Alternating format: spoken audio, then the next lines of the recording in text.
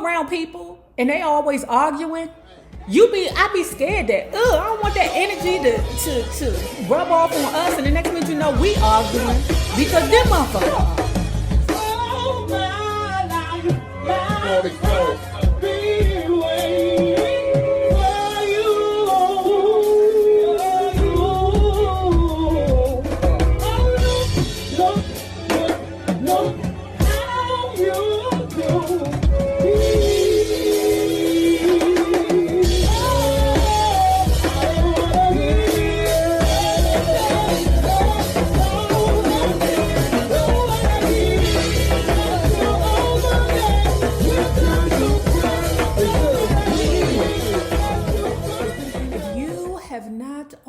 Done so, please remember to like, share to Facebook, and subscribe, because it is so important to my success here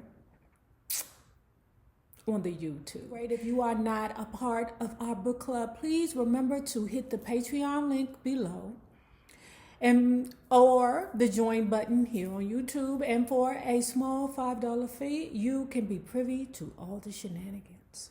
Now let's talk about David Ritz, Respect, The Life of Aretha Franklin, Part 11. So guys, where we left off, we are learning that Aretha is dealing with bouts of depression. And it is beginning to be an issue, or it is an issue for the label, the producers that are working with her, and the family is starting to notice. Okay. Also, when she around there sad and in the room, her husband, Pimpy Teddy Whitey, decides that, okay, wake up, ReRe. Wake up. Get your ass up, ReRe. Get your ass up, ReRe. And if she does not oblige, he will take care of her physically. So moving on to more grueling years at Columbia. In the 5 years, she had cut 8 albums. She appeared on several television shows to do covers that, although were thrilling and amazing, as a whole, the masses didn't see her as thrilling and amazing. Like I was saying, nobody is happy right now. Not Aretha, not Ted, not the producers, not Columbia, or the motherfucker up at the top, writing the checks. Nobody is thrilled that they have such a great talent in their hands, but they don't know how to do it right. So like I said previously, Aretha was stuck with Clyde Otis. That was the producer guy that they decided to hook, or Columbia decided to hook Aretha up with. He was going to be the saving grace. He was going to be the guy, to get her that hit. Answer no, okay? Now, we got anxiety on both ends. You got Aretha and Ted over here mad at each other because things ain't panning out the way that both of them expected. Aretha's looking at Ted. Ted, you're supposed to be the manager. I'm supposed to be way further. You say you know what you're doing. You say you the man. So anyway, moving on, Clyde Otis is dealing with anxiety because he done got word for the people upstairs that Aretha Franklin only got like maybe a year and a half left on her contract with Columbia, okay? And ain't no hits in sight. So he's anxious. And he also heard from the people upstairs that ReRe is not happy. Okay, she thinking about signing elsewhere. So Clyde got that extra stress on his back, like, oh no. We didn't put all this money, not including the whole money that Teddy Whitey put into ReRe, but we didn't put all this money and time into Aretha. We got to see a turnaround somehow. It's like they gambling. In March 1965, a month after the assassination of Malcolm X at the Audubon Ballroom in New York City, Aretha appeared on the Shindig and sang her song, Can't You Just See Me? The tune entered the pop charts at number 95 and rose no higher than 95. Oh my gosh. Meanwhile, you got Marvin Gaye breaking it up with How Sweet It Is. You've got The Temptations with My Girl. You've got the Righteous Brothers with You've Lost That Loving Feeling and Petula Clark's Downtown. All timeless hits. And Aretha over there singing on the shindig to a bunch of preteens and teenagers, and it ain't working. So in April 1965, President Lyndon Johnson ordered ground troops into Vietnam. Child, we learning history here. That's another thing that these book reads are about, history. Like I was saying, Vietnam, Lyndon Johnson just ordered troops into Vietnam in 1965. We all know, those of us who are of age, how that war, no. America lost that war, okay? So it's not considered a war because we lost it. It's called a conflict. Just like whatever it is we doing right now, it's not a war, baby. It's a conflict, okay? America don't claim no losses, so they call it a conflict. Me and you just mad at each other right now, and, you whooping our ass, but we not going to say it. The only wars we claim are the ones that we win. Pay attention.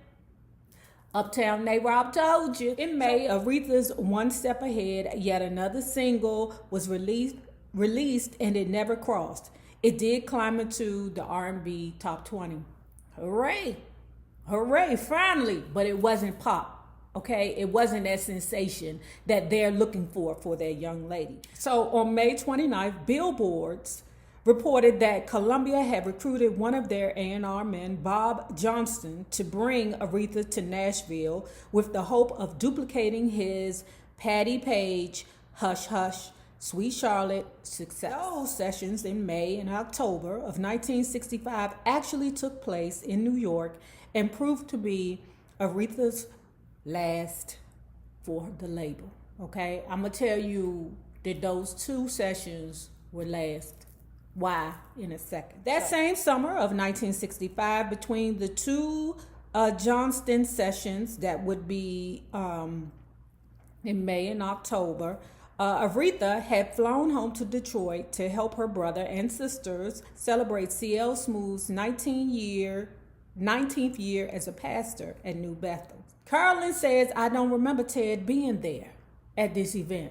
Carlin said we was all happy as a motherfucker because we didn't like that negative energy that was between Teddy Pimpy Whitey and CL Smoothie, okay? Because it can only be one pimp in a house. You understand that? Like one cook, one bitch, one mammy, whatever it is, it can only be one. And the one pimp that was going to be in the house was going to be CL Smooth. So everybody was happy. Plus, they was talking about how ReRe and Ted was always arguing. When you're around people and they always arguing, I be scared that, I don't want that energy to rub off on us. And the next minute you know, we arguing because them motherfuckers arguing. So I can understand how you be like, I don't want that energy around me. I got peace in my life. Shit.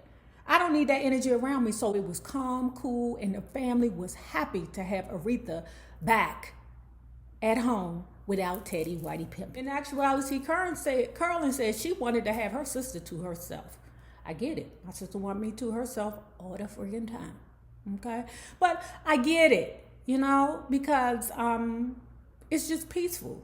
You want peace. You want to be able to enjoy your sister without her having that energy in her. That anxiety as, what the hell is this nigga Ted going to do next? Okay, so Irma said that Carolyn and I were certainly eager to sit and express ourselves to Ree, but Aretha was not one to verbalize her expression.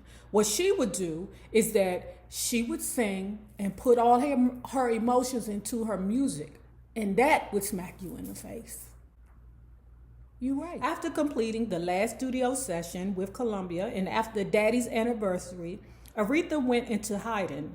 Irma remembered visiting her once or twice in Midtown at the apartment that she said she shared with Teddy, right? Now, Carolyn recalls times where in Detroit, she had a place in Detroit, Carolyn would come to see her sister here and there just to check on her nephews, okay? Because, like I said, they noticing that Aretha is depressed, okay? So her brother looked back at it and said that Ted and Aretha were often separated. Ted would be living over there and she would be living over here. Of course, because ReRe wants peace.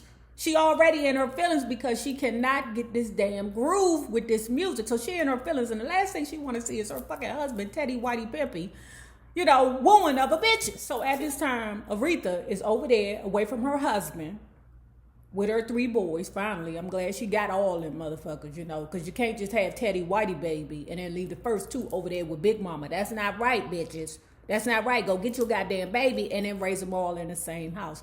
And then y'all keep telling me that the first baby was disabled or severely disabled. And that's the reason as to why y'all believe that CL Smooth was the father of the first child. You can have a baby that's severely disabled and it's not by your father. Y'all do know that, right? Y'all ladies, y'all is determined to make CL Smooth that baby daddy. He ain't the baby daddy.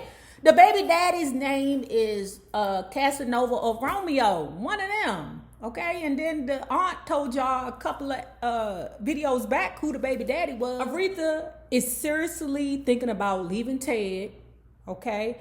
She's thinking about leaving Colombia and making a fresh start, okay? But she's stuck. So for the rest of 1965 and all of 1966, Aretha would not make another record. Okay? I'm with her. What the fuck are we making a record for, bruh? To get to 98? What we sitting in this studio for? Why are we spending $1,000 to do a whole record or a whole album and that shit ain't going nowhere but paper napkins? So I can understand the frustration she's going through. Like, I can feel it. Plus you got a no good, dirty, pimpy ass nigga that ain't doing what he said he was going to do. So she definitely fell into a depression, said Irma. I remember being in her New York apartment, watching her looking out her window at the gray sky and falling snow. Irma asked her sister, "What are you thinking about, ReRe?" She goes, "I'm not thinking. I'm just dreaming." Dreaming about what? Irma says. That things will get better. Some things did get better, but some things got horrifically worse. Now, if you have not already done so, please remember to like, share, and subscribe because it is so important to our success here on the YouTube. Now, remember this. The same people that you meet on the way up will always be the same people that you meet on the way down. My naysayers, my patron loves, you babies, have a